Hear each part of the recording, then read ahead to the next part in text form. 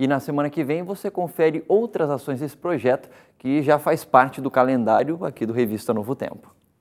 Gente, agora eu vou fazer uma brincadeira com você de completar a frase. Coisa simples, eu acho que você consegue. Vamos ver se eu acerto. Olha só, completa o que eu vou te dizer. Respeito é bom? E eu gosto. Parabéns, você Olha acertou. só, tá sabendo direitinho. Exatamente, é isso. Você, eu, todo mundo gosta de ser respeitado pela própria maneira de pensar, mas infelizmente nem sempre é assim que acontece, né? Pois é, olha, a liberdade religiosa é um exemplo disso. Ela já é assegurada por lei aqui no Brasil e já faz tempo. Existe até congressos alertando sobre a importância de respeitar a fé do outro. No Revista, a gente até já mostrou algumas matérias, inclusive, né? E uma equipe de reportagem viu isso bem de perto, viu? Eles conversaram com alguns líderes religiosos que contaram alguns episódios em que essa liberdade na prática não aconteceu. A reportagem que você vai ver agora é de Cauê Martinelli e Lucas Nascimento. O Islã é uma das religiões que mais cresce no mundo. E no Brasil, isso também tem ocorrido. Em 2010, de acordo com o último censo feito pelo IBGE, eram cerca de 600 mil fiéis. Já no ano passado, o número mais que dobrou, chegou a 1,5 milhão, segundo organizações islâmicas. E o fato ligado à religião faz com que exista uma procura maior pela crença e, consequentemente, o número de seguidores, como contou o Jihad. O que chama a atenção bastante é a curiosidade que os ataques aos muçulmanos, esse estereótipo do que se fala sobre os muçulmanos, que estão criando sobre os muçulmanos, a associação do Islã a essas coisas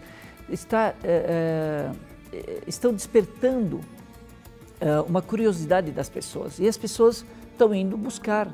E com esse crescimento veio também o preconceito.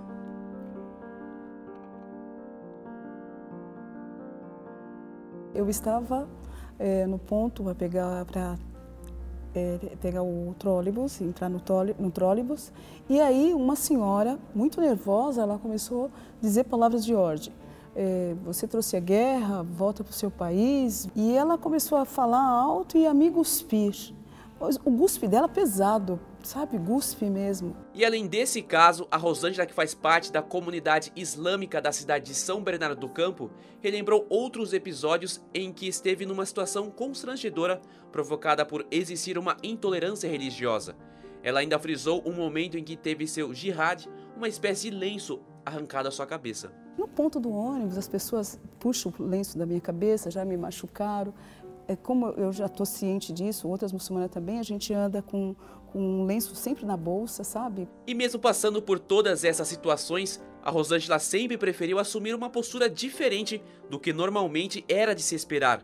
Num dos casos, ela mesma foi surpreendida.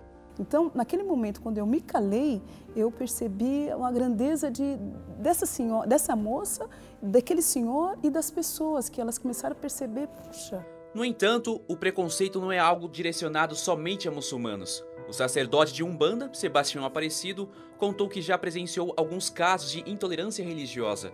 Um deles teve o centro de Umbanda destruído pela falta de liberdade. Entraram no terreiro de Umbanda e quebraram tudo que tinha que quebrar. Parecia que tinha um batalhão de pessoas. E casos assim parecem continuar, tanto que um levantamento feito pela Secretaria dos Direitos Humanos, vinculado ao Ministério da Justiça, mostrou que entre janeiro e setembro do ano passado foram registrados mais de 300 casos de intolerância religiosa, um número 105% superior a 2015. Injustiça gera violência, gera opressão, gera discriminação, gera preconceito. E é o que está acontecendo. Olha, por enquanto tem poucas pessoas, algo bem diferente do que acontece quando tem cultos ou missas. Tanto que uma pesquisa feita o ano passado pelo Instituto Pew Research divulgou que o Brasil é o segundo país com o maior número de cristãos.